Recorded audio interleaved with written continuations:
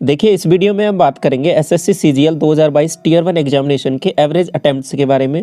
अब ये डाटा मैं आपके साथ यहाँ पे शिफ्ट वाइज भी डिस्कस करूँगा और अलग अलग सेक्शन वाइज भी यहाँ पे हम देखेंगे।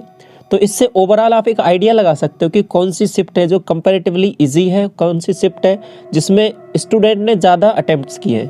तो यहाँ से एक थोड़ा आइडिया लग जाएगा।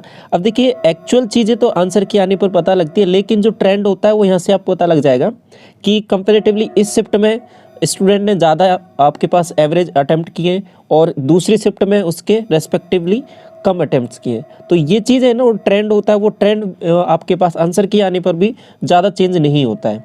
बाकी इसमें क्या होता है कि इस शिफ्ट में एवरेज अटेम्प्ट में एक दो शिफ्ट है वो ऊपर नीचे हो जाती है, लेकिन जो ट्रेंड है वो कंपेरेटिवली जो इजी का और टफ का वो एज इट इज़ सेम बना रहता है। तो ये यहाँ पे थोड़ा सा समझने की चीज़ें हैं। अब देखो, अब एक चीज़ और यहाँ से कि यहाँ पे जो एवरेज अटेम्प्ट दिख रहे हैं ना, इनसे लेकर आपको परेशान इसलिए नहीं होना है क्योंकि यहाँ पे एग्ज़ाम में क्वेश्चंस जो अटेम्प्ट करके आते हैं स्टूडेंट वो कंपैरेटिवली ज़्यादा होते हैं, ठीक है। और ये जो एक्चुअल जब मार्क्स आते हैं तो वो कंपैरेटिवली आपके पास 10 नंबर के लगभग डिफरेंस आ जाता है। जैसे कि किसी ने 80 क्वेश्चंस अटेम्प्ट किए हैं तो एक्चुअल एग्ज़ाम जब आंसर की आती है तो वो लगभग 70 पे ही आ जाता है दोबारा। तो वो ऐसा क्यों होता है? क्योंकि एक्यूरेसी भी मैटर करती है।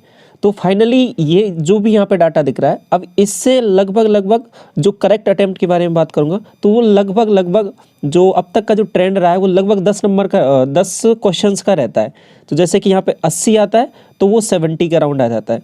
तो इस तरीके से चीज़ें प्रीवियस ईयर में भी चलती आई हैं और इस बार भी ऐसे ही चलने वाली हैं।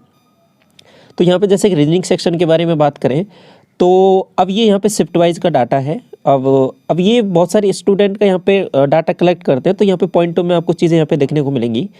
तो अब जैसे कि यहाँ पे लगभग 22 क्वेश्चंस है वो आपके पास। अब ये क्वेश्चंस का डाटा है, ठीक है। अब प्रत्येक क्वेश्चन 2 नंबर का है तो इसको मल्टीप्लाई 2 से कर सकते हो तो 44 मार्क्स हो जाएगा यहाँ पे। तो यहाँ पे जैसे कि 22 दिख रहा है आपको। और लगभग रीजनिंग का जो सेक्शन है ना वो आपके पास थोड़ा इजियर साइड रहा है, तो इसमें एवरेज अटेम्प्ट है वो एस्पिरेंट के हर एक शिफ्ट में ज़्यादा ही रहे। तो ओवरऑल मैं बात करूँगा तो लगभग 22 क्वेश्चंस हैं वो आपके पास ओवरऑल अटेम्प्ट रहे। तो ये तो रीजनिंग सेक्शन के बारे में बात हो गई। इसके बाद में जीके सेक्शन के बारे में बात करें तो यहाँ पे 25 क्वेश्चन में से आपके पास यहाँ पे शुरुआती दिनों में लगभग 17 क्वेश्चन और फिर उसके बाद में यहाँ पे थोड़ा सा यहाँ पे कम देखने को मिला है। जैसे कि 5 तारीख की शिफ्ट में आपके पास 13 क्वेश्चन पे पहुँच गए डाटा, और फिर यहाँ पे कंपैरेटिव कभी 16 है, कभी 17 है, और यहाँ पे लगभग 17 है ये। तो यहाँ पे थोड़ा सा आपको कम देखने को मिलेगा। तो ये कौन सी शिफ्ट है आपके पास? 5 तारीख की शिफ्ट फर्स्ट में। तो ये थोड़ा यहाँ पे डिफरेंस क्रिएट करेगा। तो ओवरऑल यदि बात करें तो यहाँ पे जैसे कि 22 था ये, और यहाँ पे ये पहुँच गया 15 क्वेश्चन पे। अब ये 15 क्वेश्चन रहा है एवरेज, ठीक है। और अब ये वेरी करेगा, जैसे कि जो टफ शिफ्ट है उसमें ये एवरेज अटेम्प्ट और भी कम हो जाएगा, ठीक। और ये तो सबका मिला के आया है। अब टफ शिफ्ट में ये हो सकता है 12 क्वेश्चन आपके पास पहुंच जाए, ठीक। और इसके बाद में जो नेक्स्ट बात करते हैं मैथ सेक्शन के बारे में, जो आपका सबसे ज़्यादा फैक्टर रहता है ओवरऑल शिफ्ट के डिटर्मिनेशन में कि वेदर शिफ्ट टफ और इजी। तो यहाँ पे बात करें ये आपके पास 20 क्वेश्चंस हो जाएंगे। और इसके बाद में जो वेरी की है चीज़ें वो इस तरीके से ही है, 19, 20, 19, 20, 21। तो बस यहीं तक चीज़ें चली है, ठीक है। किसी की शिफ्ट में आपको 22 देखने को मिलेगा, लेकिन ओवरऑल जो यहाँ पे बात करेंगे तो वो लगभग 20 क्वेश्चन के लगभग आएगा। तो रीजनिंग के कंपैरेटिवली ये जो सेक्शन है थोड़ा सा चैलेंजिंग है, इतना भी नहीं है लेकिन कंपैरेटिवली चैलेंजिंग है। तो यहाँ पे 20 क्वेश्चंस हो गया है अटेम्प्ट, और ये आपका यहाँ पे हो गया 22 क्वेश्चंस। इसके बाद में देखिए बाकी का जो इंग्लिश सेक्शन है वो भी आपका रीजनिंग की तरह ही थोड़ा इजियर साइड रहा है, और रीजनिंग से कंपैरेटिवली थोड़ा इजी रहा है। तो जैसे कि 23 क्वेश्चन पे पहुंच गया है, और ये आपका सेक्शन यहाँ पे 22 पे पहुंच गया है। अब ओवरऑल मैं बात करता हूँ, ओवरऑल जो सभी सेक्शन को मिला के, तो फिर डाटा किस तरीके से चलने वाला है। यहाँ पे देखो, जो शुरुआती दिन है आपके पास जैसे कि 1 तारीख वाला हो गया, 2 तारीख वाला हो गया, तो इनमें जो एवरेज अटेम्प्ट्स रहे वो लगभग 83, 80, 78, मतलब लगभग अराउंड 80 हो जाएगा। तो ये इतना रहा है। और यही चीज़ 5 तारीख में ये जो एवरेज था ये आपके पास 77 के अराउंड पहुंच गया है। तो मतलब क्या हो गया कि 5 तारीख की जो शिफ्ट है ना वो कंपैरेटिवली टफ साइड की तरफ थोड़ी रही है, और सबसे इजी शिफ्ट के बारे में बात करूँ तो जहाँ पे एवरेज अटेम्प्ट सबसे ज़्यादा रहे वो आपके पास यहाँ पर है ये 8 तारीख की शिफ्ट 4, ठीक है। 4 शिफ्ट थी तो शिफ्ट 4 है इसकी, ये आपके पास ईजियर साइड रही है जिसमें एवरेज अटेम्प्ट सबसे ज़्यादा है।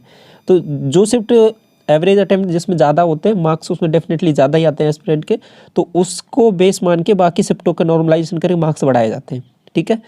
और सबसे ज़्यादा फायदा जैसे कि यहाँ पे देखने को मिल रहा है एवरेज अटेम्प्ट्स के हिसाब से 5 तारीख की पहली शिफ्ट को होने वाला है। फिर उसके बाद में ये इसको अरेंज करेंगे यहाँ पे, तो उस हिसाब से चीज़ें चलेंगी। अब देखो यहाँ पे जो डाटा दिख रहा है ना आपको इजी का और टफ का, अब ये यहाँ पे शिफ्ट का नंबर दिया हुआ है कि कौन से शिफ्ट कौन से नंबर पे आ रही है। अब जैसे कि 1 नंबर लिखा हुआ है तो 1 नंबर का मतलब हो जाएगा ये सबसे इजी है, ठीक है। अब जैसे जैसे ये नंबर बढ़ रहा है तो वहाँ से आप देख सकते हो कि ये शिफ्ट का जो है डाटा ये टफ साइड रहा है या फिर इजी साइड रहा है।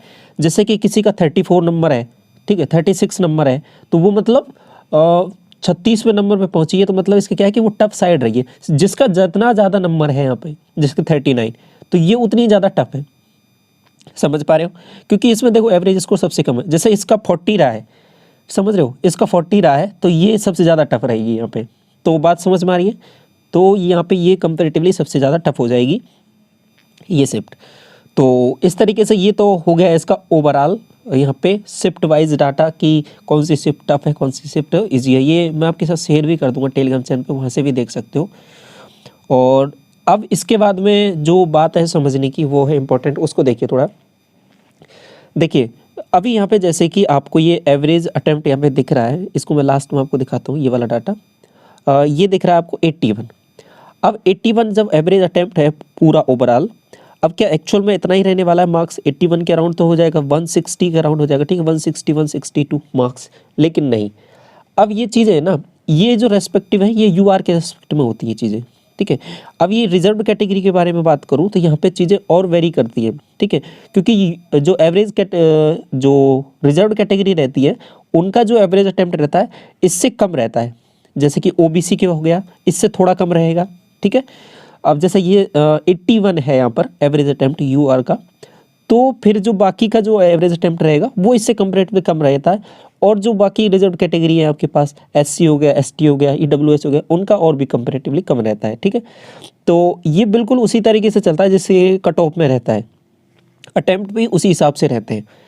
अब दूसरी चीज़ एक और जो मैं बता रहा था कि ये 81 है ना, तो एक्चुअल में जब आंसर की आएगी तो ये घट के आपके पास 70 रह जाएगा, 70 रह जाएगा। फिर उसके बाद में जो कैलकुलेशन होगी वो आपके पास 70 के अराउंड से होगी।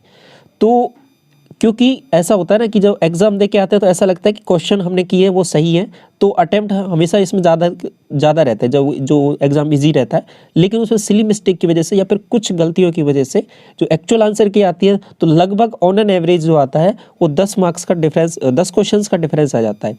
10 क्वेश्चन का मतलब 20 मार्क्स का, ये आपके पास डिफरेंस वहाँ पे क्रिएट हो जाता है। ये सब चीज़ें फैक्ट हैं, क्योंकि ये प्रीवियस ईयर में जब आप देखोगे ट्रेंड को तो उस हिसाब से आप अच्छे से इसको एनालाइज कर पाओगे, क्योंकि ये ऐसा ही होता है इसमें। अब यहाँ पे 81 जैसे दिख रहा है तो लगभग ये आपके पास 70 के अराउंड आ जाएगा पूरा, तो 70 के अराउंड आ जाएगा आपके पास एवरेज अटेम्प्ट।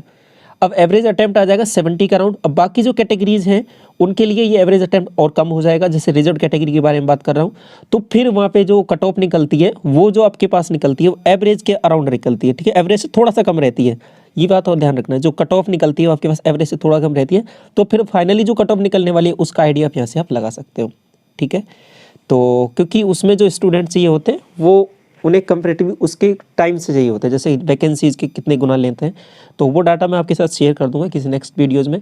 एक वीडियो में ऑलरेडी मैंने शेयर किया था आपके साथ प्रीवियस ईयर का डाटा, जिसमें किस तरीके से कट ऑफ चीज़ें चली हैं, वैकेंसीज़ के हिसाब से कितना आपके पास कंपटीशन रेशो था, वो सभी चीज़ें मैंने शेयर की थी। तो उसको मैं आपके पास दोबारा एक बार सिस्टमेटिक वे से एक बार और नेक्स्ट वीडियो में डिस्कस कर दूंगा, तो वहाँ से भी देख सकते हो कि चीज़ें किस तरीके से चली हैं, ठीक है। प्रीवियस ईयर में कट ऑफ क्या था किस तरीके से, और कंपटीशन इस बार कंपैरेटिवली कम हुआ है ज़्यादा हुआ, तो कट ऑफ बढ़ेगी या कम होगी, तो वो सब चीज़ें यहाँ पे डिस्कस कर लेंगे। तो ओवरऑल यहाँ से इस जो एनालिसिस है, इससे जो भी ये आपका सर्वे है, इससे इतनी चीज़ें आपको समझनी है कि जो एवरेज है वो आपके पास 81 है, और इससे परेशान इसलिए नहीं होना है क्योंकि ये फाइनली आंसर के आने पर ये कम हो जाएगा, ये 70 का राउंड आ जाएगा। तो ये ओवरऑल इसमें जानकारी। आई होप आपको चीज़ें यहाँ पे समझ में आई होंगी कि किस तरीके से चीज़ें यहाँ पे चली हैं। तो इस वीडियो को यहीं तक रखते हैं। Thank you so much.